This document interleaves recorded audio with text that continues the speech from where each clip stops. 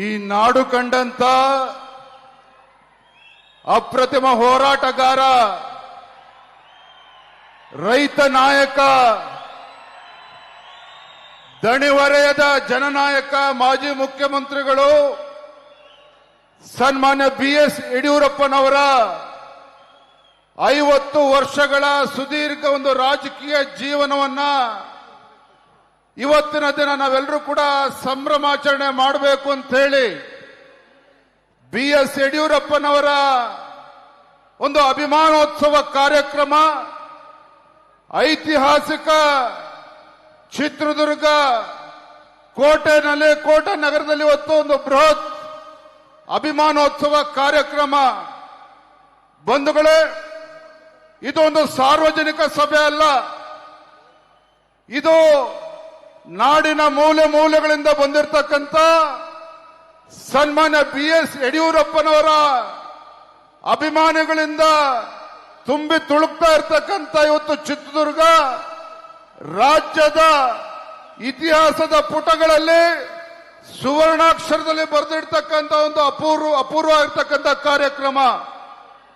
ಸನ್ಮಾನ್ಯ BS ಯಡಿಯೂರಪ್ಪನವ್ರ ಮೇಲೆ ಏನು ಪ್ರೀತಿ ವಿಶ್ವಾಸನ ಇಟ್ಟುಕೊಂಡಿರ್ತಕ್ಕಂಥ ಈ ನಾಡಿನ ಎಲ್ಲ ಜಗದ್ಗುರುಗಳು ಹರಗುರು ಚರಮೂರ್ತಿಗಳ ಒಂದು ಸಾನ್ನಿಧ್ಯದಲ್ಲಿ ಯಡಿಯೂರಪ್ಪನವರಿಗೆ ತಮ್ಮ ಅಭಿಮಾನವನ್ನು ಸಲ್ಲಿಸತಕ್ಕಂಥ ಒಂದು ಅಪರೂಪವಾಗಿರ್ತಕ್ಕಂಥ ಕ್ಷಣ.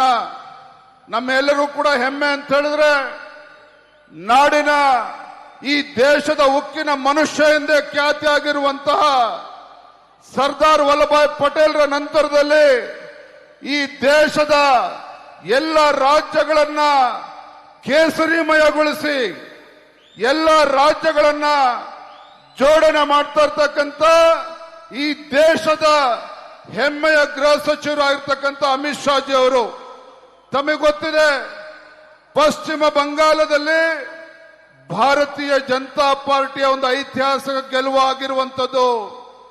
ಯಾವ ಪಶ್ಚಿಮ ಬಂಗಾಳದಲ್ಲಿ ಒಬ್ಬ ಶಾಸಕರನ್ನು ಕೂಡ, ಭಾರತೀಯ ಜನತಾ ಪಾರ್ಟಿಯ ಶಾಸಕರನ್ನು ಕೂಡ ಗೆಲ್ಲಿಸೋದಕ್ಕೆ ಬಿಡೋದಿಲ್ಲ ಅಂತಿದ್ದಂತ ಅಲ್ಲಿನ ಮಮತಾ ಬ್ಯಾನರ್ಜಿ TMCಯ ಸೊಕ್ಕನ್ನ ಮುರಿದು ಅಲ್ಲಿರ್ತಕ್ಕಂಥ ಹಿಂದೂಗಳಿಗೆ ಅಪಮಾನ ಮಾಡ್ತಾ ಇದ್ರು.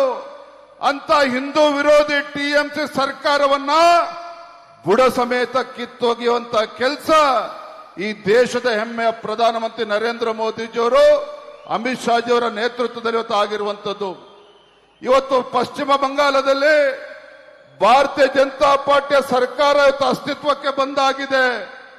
ಇಂಥ ವಿಶೇಷ ಸಂದರ್ಭದಲ್ಲೂ ಕೂಡ ಸನ್ಮಾನ್ಯ ಅಮಿತ್ ಶಾಜಿ ಅವರು ಕರ್ನಾಟಕದ ರೈತ ನಾಯಕ, ಬಡವರ ಧ್ವನಿಯಾಗಿ ದುಡಿದಿರ್ತಕ್ಕಂಥ ಈ ನಾಡಿನ ಶೋಷಿತ ಪೀಡಿತ ಸಮುದಾಯಗಳ ಧ್ವನಿಯಾಗಿ ದುಡಿದಿರ್ತಕ್ಕಂಥ ಯಡಿಯೂರಪ್ಪನವರ ಈ ಒಂದು ಅಭಿಮಾನೋತ್ಸವ ಕಾರ್ಯಕ್ರಮ ನಾನು ಬಂದೇ ಬರ್ತೇನೆ ಅಂತೇಳಿ ಸನ್ಮಾನ್ಯ ಅಮಿತ್ ಶಾಜಿ ಅವರು ಈಗಾಗಲೇ ಪಶ್ಚಿಮ ಬಂಗಾಳದಲ್ಲಿ ಕಲ್ಕಟ್ಟಾದಲ್ಲಿ ಅಲ್ಲಿ ಹೊಸ ಸರ್ಕಾರವನ್ನು ಅಸ್ತಿತ್ವಕ್ಕೆ ತಂದು ಮುಖ್ಯಮಂತ್ರಿಗಳ ಪ್ರಮಾಣ ವಚನವನ್ನು ಮುಗಿಸಿ ಈಗಾಗಲೇ ಕಲ್ಕಟ್ಟಾದಿಂದ ನೇರವಾಗಿ ಶಿವಮೊಗ್ಗಕ್ಕೆ ಈಗಾಗಲೇ ಹೊರಟಿದ್ದಾರೆ.